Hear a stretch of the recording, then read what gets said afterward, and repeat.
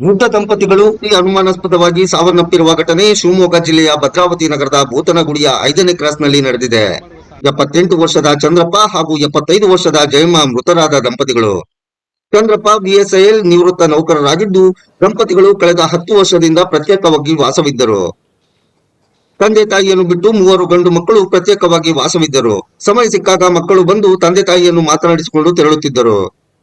ಎಂದಿನಂತೆ ನಿನ್ನೆ ಚಂದ್ರಪ್ಪನವರ ಮಗ ತಾಯಿಗೆ ಕರೆ ಮಾಡಿದ್ದಾರೆ. ಕರೆಯನ್ನು ಸ್ವೀಕರಿಸಿದ ಹಿನ್ನೆಲೆ ಎದುರು ಮನೆಯವರಿಗೆ ಕರೆ ಹಾಯಿಸಿದ್ದಾರೆ. ಎದುರು ಮನೆಯವರು ಮನೆಗೆ ಹೋಗಿ ನೋಡಿದಾಗ ದಂಪತಿಗಳು ಮೃತಪಟ್ಟಿರುವುದು ಬೆಳಕಿಗೆ ಬಂದಿದೆ.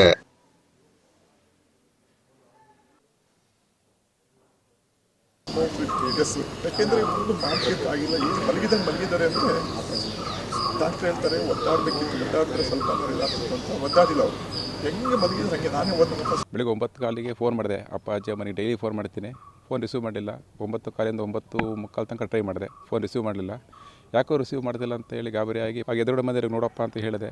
ಅವರು ಹೋಗಿ ನೋಡಿದಾಗ ಅಲ್ಲಿ ಅಪ್ಪಾಜಿ ಅವರು ಬೆಡ್ರೂಮಲ್ಲಿ, ಅಮ್ಮ ಹಾಲಲ್ಲಿ ಮೂರ್ಛೆ ಹೋಗಿದ್ದಾರೆ ಅಂತ ಅವ್ರು ಹೇಳಿದ್ರು ನನಗೆ. ನಾನು ಗಾಬರಿ ಆಗ್ತೀನಿ ಅಂತ ನಾನು ಸಡನ್ನಾಗಿ ಬಂದು ನೋಡಿದಾಗ ಅವರು ಸೂಲಿ ಬರೋಷ್ಟಕ್ಕೆ ಪ್ರಾಣ ಹೋಗಿತ್ತು. ಅವರಿಗೆ ನೋಡಿದಾಗ ಫಸ್ಟು ನೋಡಿದಾಗ ಅವ್ರ ಬಾಯಲ್ಲಿ ನೊರೆ ಬರ್ತಿತ್ತಂತೆ, ಬಾಯಿ ತುಂಬ ನೊರೆ ಬರ್ತಿತ್ತಂತೆ. ಅಮ್ಮನ ತಾಳಿ ಸರ ಇರಲಿಲ್ಲ, ಅಪ್ಪಾಜಿ ಕೊಡಲಿ ಸರ ಇರಲಿಲ್ಲ, ಅಮ್ಮನ 4 ಬಳೆಗಳು ಇರಲಿಲ್ಲ. ಆಮೇಲೆ ಬೀರನ್ನ ಚೆಕ್ ಮಾಡಿ ಹೇಳ್ತಾಗ ಬೀರು ತುಂಬ ಅಂದರೆ ನೀಟಾಗಿತ್ತು, ಯಾರು ಕೂಡ ಕಳ್ಳರು ಮಾಡ್ದಂಗೆ ಇರಲಿಲ್ಲ, ಯಾರೋ ಗೊತ್ತಿರೋರೇ ಮಾಡಿದ ಥರ ಇತ್ತು ಪೊಲೀಸರು ಹೇಳೋ ಪ್ರಕಾರ. ವಿಷಯ ತಿಳಿಯುತ್ತಿದ್ದಂತೆ ಸ್ಥಳಕ್ಕೆ ಭದ್ರಾವತಿ ಓಲ್ಡ್ ಟೌನ್ ಪೊಲೀಸರು, ಶ್ವಾನದಳ ಹಾಗೂ ಬೆರಳಚ್ಚು ತಜ್ಞರು ಭೇಟಿ ನೀಡಿ ಪರಿಶೀಲನೆ ನಡೆಸಿದ್ದಾರೆ. ಮನೆಯ ರೂಮ್ನಲ್ಲಿ ಚಂದ್ರಪ್ಪ ಹಾಗೂ ಹಾಲ್ನಲ್ಲಿ ಜಯಮ್ಮ ಮೃತದೇಹ ಪತ್ತೆಯಾಗಿದ್ದು, ದಂಪತಿಗಳ ಮೈಮೇಲಿದ್ದ ಸುಮಾರು 6 ಲಕ್ಷ ರು ಮೌಲ್ಯದ ಬಂಗಾರದ ಒಡವೆ ಹಾಗೂ ಮನೆ ಬೀರಿನಲ್ಲಿದ್ದ ಬಂಗಾರವು ಕಾಣೆಯಾಗಿರುವುದು ತಿಳಿದು ಬಂದಿದೆ. ಇದರಿಂದಾಗಿ ವೃದ್ಧ ದಂಪತಿ ಸಾವಿನ ಬಗ್ಗೆ ಮಕ್ಕಳು ಹಾಗೂ ಸ್ಥಳೀಯರು ಅನುಮಾನ ವ್ಯಕ್ತಪಡಿಸಿದ್ದಾರೆ. ನಿಮ್ಮೆ ಟ್ವಿಸ್ಟ್ ಎನ್ನುವಂತೆ ಕೊಲೆ ಕೇಸಿನ ಬೆನ್ನು ಹತ್ತಿದ ಭದ್ರಾವತಿ ಪೊಲೀಸ್ ತಂಡಕ್ಕೆ ಶಾಕ್ ಆಗಿತ್ತು. ಈ ಕೊಲೆ ಕೇಸಿನಲ್ಲಿ ಆರೋಪಿ ಬೇರೆ ಯಾರೋ ಆಗಿರಲಿಲ್ಲ, ಮೃತ ಚಂದ್ರಪ್ಪನ ತಮ್ಮನ ಮಗನೇ ಕೊಲೆಗಾರನಾಗಿದ್ದ. ಮೂಲತಃ ಆಯುರ್ವೇದಿಕ್ ವೈದ್ಯನಾಗಿರುವ ಡಾಕ್ಟರ್ ಮಲ್ಲೇಶ್ ಕೆಲ ದಿನಗಳಿಂದ ವಿಪರೀತ ಸಾಲವನ್ನು ಮಾಡಿಕೊಂಡಿದ್ದ. ಸಾಲ ತೀರಿಸಲು ದೊಡ್ಡಪ್ಪನಾದ ಚಂದ್ರಪ್ಪನವರ ಬಳಿ ಹಣ ಕೂಡ ಕೇಳಿದ್ದ. ಆದರೆ ಚಂದ್ರಪ್ಪ ಹಣ ನೀಡಲು ನಿರಾಕರಿಸಿದ್ದಾರೆ. ಇದನ್ನೇ ಮನಸ್ಸಿನಲ್ಲಿಟ್ಟುಕೊಂಡಿದ್ದ ಡಾಕ್ಟರ್ ಮಲ್ಲೇಶ್ ಸೋಮವಾರ ರಾತ್ರಿ ಚಂದ್ರಪ್ಪನವರ ಮನೆಗೆ ಬಂದಿದ್ದಾನೆ. ವೃದ್ಧ ದಂಪತಿಗಳ ಆರೋಗ್ಯದಲ್ಲಿ ಸಮಸ್ಯೆ ಇದ್ದ ಕಾರಣ ಮಲ್ಲೇಶ್ ದಂಪತಿಗಳ ಆಸ್ಪತ್ರೆಯ ಫೈಲ್ ಕೇಳಿದ್ದಾನೆ. ಫೈಲ್ ಪರೀಕ್ಷಿಸಿದ ಮಲ್ಲೇಶ್, ನಿಮ್ಮ ಮಂಡಿ ನೋವಿಗೆ ಒಂದು ಇಂಜೆಕ್ಷನ್ ಕೊಡ್ತೀನಿ, ಎಲ್ಲವೂ ಸರಿ ಹೋಗುತ್ತೆ ಎಂದಿದ್ದಾನೆ. ಮೊದಲೇ ತಯಾರಾಗಿ ಬಂದಿದ್ದ ಮಲ್ಲೇಶ್ ಸಾಮಾನ್ಯವಾಗಿ ವೈದ್ಯರು ನೀಡುವ ಅರವಳಿಕೆ ಇಂಜೆಕ್ಷನ್ನಿನ ಹೆಚ್ಚು ಡೋಸ್ ನೀಡಿದ್ದಾನೆ. ಇದರಿಂದ ದಂಪತಿಗಳು ಸಾವಿಗೀಡಾಗಿದ್ದಾರೆ. ಯಾಕಂದರೆ ಇದು ಆಗಿರೋದು ಸಂಬಂಧಿಕರಲ್ಲಿ ಆಗಿರ್ಬೋದು, ಅಥವಾ ಗೊತ್ತಿರೋರಲ್ಲಿ ಆಗಿರ್ಬೋದು, ರಿಲೇಷನ್ಸಲ್ಲಿ ಆಗಿರ್ಬೋದು, ಅಥವಾ ಭಾಳ ಪರಿಚಯದಿಂದ ಆಗಿರ್ಬೋದು. ಯಾಕಂದರೆ ನಮ್ಮ ಅಪ್ಪ ಅಮ್ಮ ಯಾವತ್ತೂ ಯಾರಿಗೂ ಬಾಗಿಲು ತೆಗೆಯೋದಿಲ್ಲ ಅವರು. ನಾನು ಮನೆಗೆ ಹೋದರೂ ಕೂಡ ಯಾರು ಅಂತ ಕೇಳ್ಬಿಟ್ಟು ಅದನ್ನು ಕಿಟಕಿಯಿಂದ ನೋಡ್ಬಿಟ್ಟು ಬಾಗಿಲು ತೆಗಿಯೋಂಥವ್ರು ಇಬ್ಬರೇ ಇದ್ದಲ್ಲ ಅವರು. ಹಾಗಾಗಿ ಇದು ಗೊತ್ತಿರೋರೇ ಮಾಡಬೇಕು. ಅಕಸ್ಮಾತ್ ರಾಬ್ರಿ ಅಂದರೆ, ಥೆಫ್ಟ್ ಅಂದರೆ ಆಗಿತ್ತು ಅಂತ ಹೇಳಿದ್ರೆ ಬೀರು ಗೋಡೆ ಇದೆಲ್ಲ ಹಾಳು ಮಾಡಬೇಕಾಗಿತ್ತು, ಅದು ಯಾವುದೂ ಮಾಡಿಲ್ಲ. ಆಮೇಲೆ ನಿನ್ನೆನೂ ಕೂಡ ಅಬ್ಸರ್ವ್ ಮಾಡಿದಾಗ ನಮ್ಮಮ್ಮನ ಬಲಗೈಗೆ ನಮ್ಮ ಅಪ್ಪನ ಎಡಗೈಗೆ ಇಂಜೆಕ್ಟ್ ಮಾಡಿರೋದು ಮಾರ್ಕಿದೆ. ಅದರಲ್ಲಿ ಆ ಮಾರ್ಕ್ಗಳನ್ನು ಅಬ್ಸರ್ವ್ ಮಾಡಿದಾಗ ಅವರಿಗೆ ನರಕ್ಕೆ ಇಂಜೆಕ್ಷನ್ ಕೊಟ್ಟು ಆ ಥರ ಸ್ಲೋ ಪಾಯ್ಸನ್ನು ಅಥವಾ ಪಾಯ್ಸನ್ ಥರ ಕೊಟ್ಟು ಸಾಯಿಸಿರ್ಬೋದು ಅಂತ ನಮಗೆ ಮಾಹಿತಿ ಇದೆ. ಪ್ರಕರಣದ ಬೆನ್ನು ಹತ್ತಿದ ಪೊಲೀಸರಿಗೆ ಚಂದ್ರಪ್ಪನವರ ಮಗ ನೀಡಿದ ಮಾಹಿತಿ ಹಾಗೂ ಮನೆಯಲ್ಲಿ ಕಳ್ಳತನದ ಯಾವುದೇ ಸುಳಿವು ಸಿಗದ ಹಿನ್ನೆಲೆ ಕೊನೆಯಲ್ಲಿ ಮನೆಗೆ ಬಂದು ಹೋದ ಮಲ್ಲೇಶ್ ಮೇಲೆ ಅನುಮಾನ ಬಂದಿದೆ. ಕೂಡಲೇ ಭದ್ರಾವತಿ ಹಳೇನಗರ ಪೊಲೀಸರು ಮಲ್ಲೇಶನ ಜಾಡು ಹಿಡಿದು ಹೊರಟಿದ್ದಾರೆ. ಅಷ್ಟರೊಳಗೆ ಮಲ್ಲೇಶ್ ಕದ್ದ ಚಿನ್ನಾಭರಣವನ್ನು ಅಂಗಡಿಯಲ್ಲಿ ಗಿರುವಿಟ್ಟು ತನ್ನ ಸಾಲಗಳನ್ನು ತೀರಿಸಿಕೊಂಡಿದ್ದಾನೆ ಎಂದು ಶಿವಮೊಗ್ಗದ ಎಸ್ಪಿ ನಿಖಿಲ್ ಮಾಧ್ಯಮಗಳಿಗೆ ಮಾಹಿತಿ ನೀಡಿದ್ದಾರೆ. ನಮಗೆ ಮೃತದೇಹಗಳು ಅವರವರ ರೂಮ್ಗಳಲ್ಲಿ ಪ್ರತ್ಯೇಕವಾಗಿ ಮಲಗಿರುವ ಸ್ಥಿತಿಯಲ್ಲಿ ನಮಗೆ ಈ ಶವ ಸಿಗುತ್ತೆ.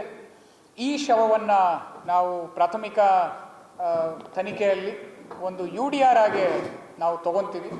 ಈ ಒಂದು ನಿಟ್ಟಿನಲ್ಲಿ ನಾವು ನಮ್ಮ ಇನ್ವೆಸ್ಟಿಗೇಷನ್ನ ಶುರು ಮಾಡಿಕೊಂಡಾಗ ಮಲ್ಲೇಶ್ ಅನ್ನೋ ಒಬ್ಬ ವ್ಯಕ್ತಿಯನ್ನು ನಾವು ಇವಾಗ ವಶಕ್ಕೆ ಪಡ್ಕೊಂಡಿದ್ದೀವಿ. ಈ ಮಲ್ಲೇಶ್ ಅನ್ನೋನು ಚಂದ್ರಪ್ಪ ಅಂತ ಯಾರು ತೀರ್ಕೊಂಡ್ರಲ್ಲ ಅವರ ತಮ್ಮನ ಮಗ. ಇವನು ಮೂಲತಃ ಒಬ್ಬ ಆಯುರ್ವೇದಿಕ್ ಡಾಕ್ಟರ್ ಆಗಿರ್ತಾನೆ. ಅವನಿಗೆ ಮೈ ತುಂಬ ಸಾಲ ಇರುತ್ತೆ, ತುಂಬ ಕಡೆ ಅವನು ಸಾಲ ಮಾಡ್ಕೊಂಡಿರೋದ್ರಿಂದ ದೊಡ್ಡಪ್ಪಂಗೆ ಕೇಳಿರ್ತಾನೆ, ನಂಗೆ ಒಂದು 15 ಲಕ್ಷ ರೂಪಾಯಿ ಕಾಸು ಕೊಡು, ನಿಂಗೆ ಏನು ಕಮ್ಮಿ ಆಗಿದೆ ಅಂತ ಕೇಳಿದ್ದಾಗ ಅವರು ದೊಡ್ಡಪ್ಪ ಅವ್ರು ನಂಗೆ ಅಷ್ಟೊಂದೆಲ್ಲ ಕಾಸಿಲ್ಲಪ್ಪ, ನಂಗೆ ಕೊಡೋದಕ್ಕಾಗೋದಿಲ್ಲ ಅಂತ ಹೇಳಿ ಅವನ್ನ ಕಳಿಸ್ಕೊಟ್ಟಿರ್ತಾರೆ. ಅದನ್ನೇ ಅವನು ಮನಸ್ಸಲ್ಲಿ ಇಟ್ಕೊಂಡು 19ನೇ ತಾರೀಕು ಮಧ್ಯಾಹ್ನ ಸುಮಾರು ಒಂದು 2 ಗಂಟೆ ಹಂಗೆ ಅವನ ಮನೆಗೆ ಹೋಗ್ತಾನೆ.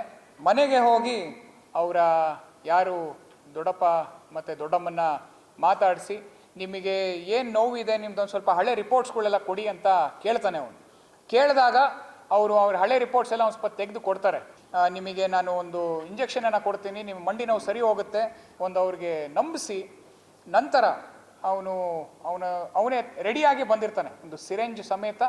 ಒಂದು ಪ್ರೊಪೋಫಾಲ್ ಅಂತ ಏನು ಎನೆಸ್ಥೆಟಿಕ್ ಡ್ರಗ್ ಇದೆ which has to be monitored, propofol ಅಂತ 1 mg 2 mg ಆಗಿ ಕೊಡ್ತಾರೆ ಫಾರ್ ಅನೆಸ್ಥಿಷಿಯಾ ಡಾಕ್ಟರ್ಗಳು. ಬಟ್ ಇವನು ಸೀದಾ 50 mgನ ಇಬ್ಬರಿಗೂ ತಲಾ 50 mgನ ಅವನು ಇಂಜೆಕ್ಟ್ ಮಾಡಿದ್ದಾನೆ. ಇವನು ಅವರು ಮೈ ಮೇಲಿದ್ದಂತಹ ಚಿನ್ನಾಭರಣವನ್ನು ತಗೊಂಡು ಹೋಗ್ತಾನೆ. ಈ ಚಿನ್ನಾಭರಣಗಳನ್ನೆಲ್ಲ ಅವನು ತಗೊಂಡು ಹೋಗಿ ಒಂದು ಅಡವಿ ಇರೋ ಜಾಗದಲ್ಲಿ ಅವನು ಗಿರ್ವಿ ಇಟ್ಟು ನಂತರ ಅದರಲ್ಲಿ ಬರೋ ದುಡ್ಡನ್ನು ಯಾರ್ಯಾರ ಹತ್ರ ಸಾಲಗಳು ಮಾಡಿರ್ತಾನೋ ಆ ಸಾಲಗಳನ್ನು ಅವನು ಸ್ವಲ್ಪ ತೀರಿಸ್ಕೊಳೋ ನೆನ್ನೆನೆ ಅವನ ದುಡ್ಡನ್ನು ಎಲ್ಲ ಕಡೆಗೂ ಕೊಟ್ಟು ಅವನ ಅಕೌಂಟಲ್ಲೂ ಅವನು ಒಂದು 50,000ನ ಇವಾಗ ಸದ್ಯಕ್ಕೆ ಉಳಿಸ್ಕೊಂಡಿದ್ದಾನೆ. ಸೊ ಈ ಒಂದು ಕಾರ್ಯಾಚರಣೆಯಲ್ಲಿ ನಮ್ಮ ಏನು ತನಿಖಾ ತಂಡ ಇದೆ, ನಮ್ಮ DSP, ಇನ್ಸ್ಪೆಕ್ಟ್ರು, ಸಬ್ ಇನ್ಸ್ಪೆಕ್ಟ್ರು ಮತ್ತು ನಮ್ಮ ಎಂಟೈರ್ ಕ್ರೈಮ್ ಟೀಮು ಅದ್ಭುತವಾದ ಕೆಲಸ ಮಾಡಿದೆ ಅಂತ ಹೇಳೋದಕ್ಕೆ ನನಗೆ ತುಂಬಾ ಹೆಮ್ಮೆ ಆಗುತ್ತೆ. ಅನ್ಯಾಯವಾಗಿ ವೃದ್ಧ ದಂಪತಿಗಳ ಜೀವ ತೆಗೆದ ಡಾಕ್ಟರ್ ಮಲ್ಲೇಶ್ ಇದೀಗ ಪೊಲೀಸರ ಅತಿಥಿಯಾಗಿದ್ದಾನೆ. ಇನ್ನು ಘಟನೆ ನಡೆದ 24 ಗಂಟೆಯೊಳಗೆ ಆರೋಪಿಯನ್ನು ಬಂಧಿಸಿದ ಭದ್ರಾವತಿ ಹಳೇನಗರ ಪೊಲೀಸರ ಕಾರ್ಯವನ್ನು ಶ್ಲಾಘಿಸಿ SP ನಿಖಿಲ್ ರವರು ಅಭಿನಂದಿಸಿದ್ದಾರೆ.